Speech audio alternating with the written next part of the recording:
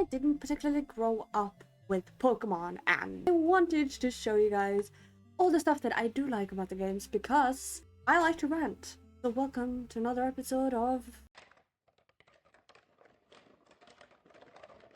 And we are going to be joined by our audience of Buzos.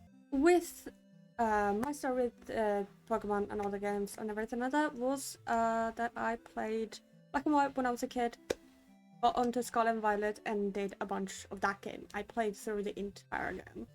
Then when I was done with it, I kind of was like, okay, I'm done with this game. I played the DLCs, didn't really like them, I moved on. Then I kind of regained some sort of love for it when CA dropped, and I played the entirety of that, and that experience was completely different. Now, I wanted to make a video purely about CA, but due to a couple of reasons, I am going to make a video about CA and Scarlet and Violet being the two games that I genuinely find are my favorites. Now, why are they my favorites? These games are laggy, busty little pieces of media that were pushed out and cost way too much money.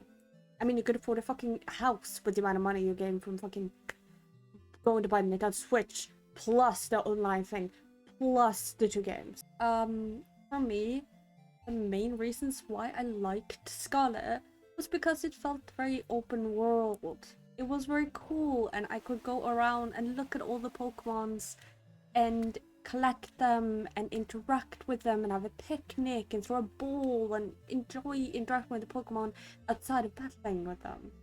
It felt like I was making a bond with each and every single one of the Pokemon, and I'd name them and give them history and lore, and genuinely it felt like I was connecting with the Pokemon in a way I couldn't in any of the other games. Yeah, you see a 2D screen and you look at it and you can battle the Pokemon and name them, but you can't really interact with them. Same way you can interact with a 3D model of said Pokemon and give them pats, have coffee with them, play ball with them. It felt personal.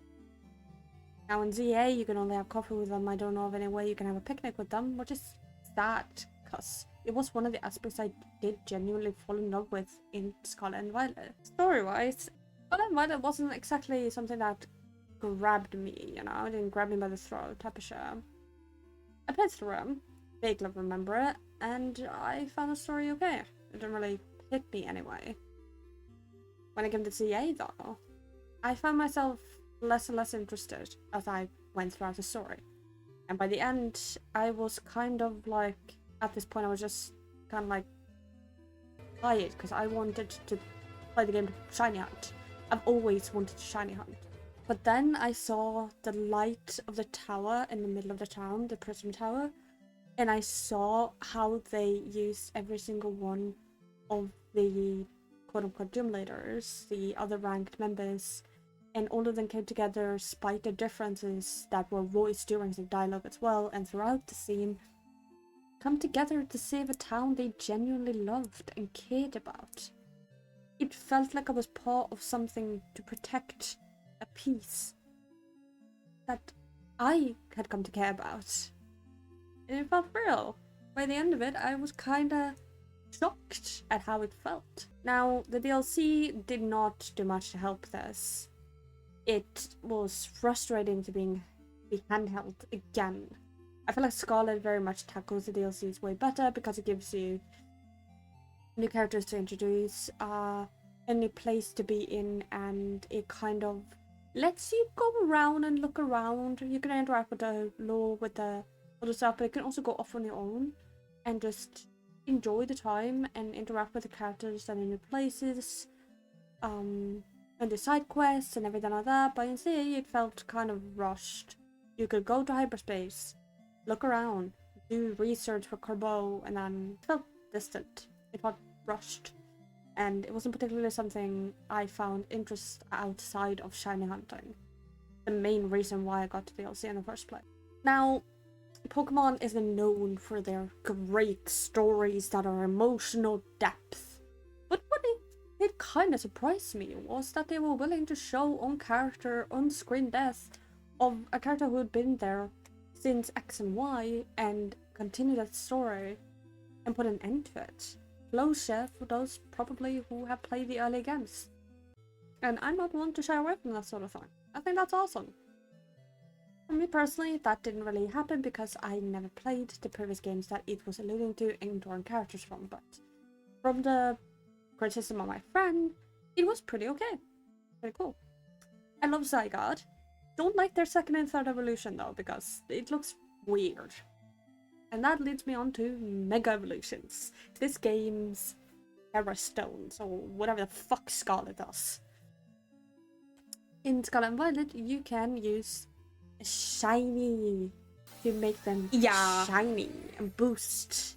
Let's go! And oh, yeah, it was cool. It didn't really do much. It didn't feel like I had an impact in the world, aside from making your Pokemon stronger.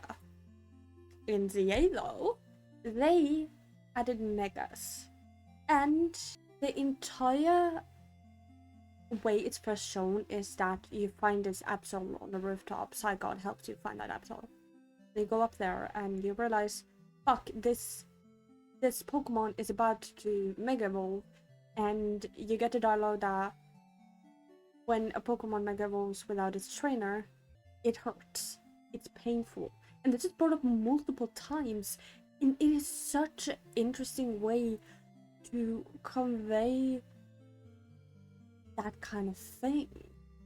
Like, it's hard to explain properly, but it genuinely made me feel bad for the Pokemon.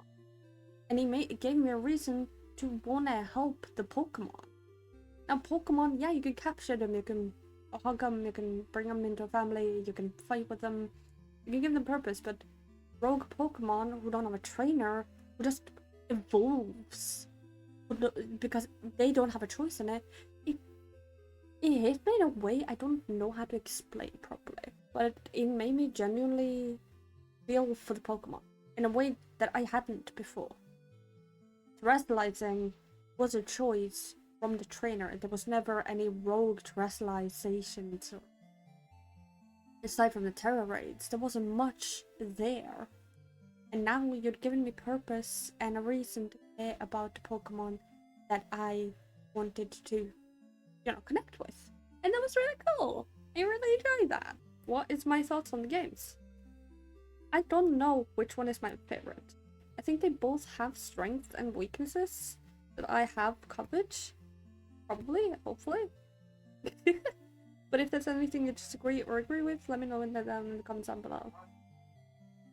I don't know which one is my favorite. They're both good in their own sense. And they made me love a franchise and give me into a franchise that I wanted to join. Scarlet made me want to do packets and open like the TCG packets and collect cards. Give me a reason to feel for the characters and want to interact with the world more. It is a world I genuinely connect with, and I can't wait to do more Pokemon stuff. And I do hope you guys want to see me do more Pokemon stuff, because I've already been streaming it. If you don't already know, I do have a Twitch, and I do stream on YouTube every other day. Tuesday, Thursday, and Saturdays. And if you want to catch me there live, you should hit that bell. And me and my group of Buzels and two big boys will see you later. Thank you for watching.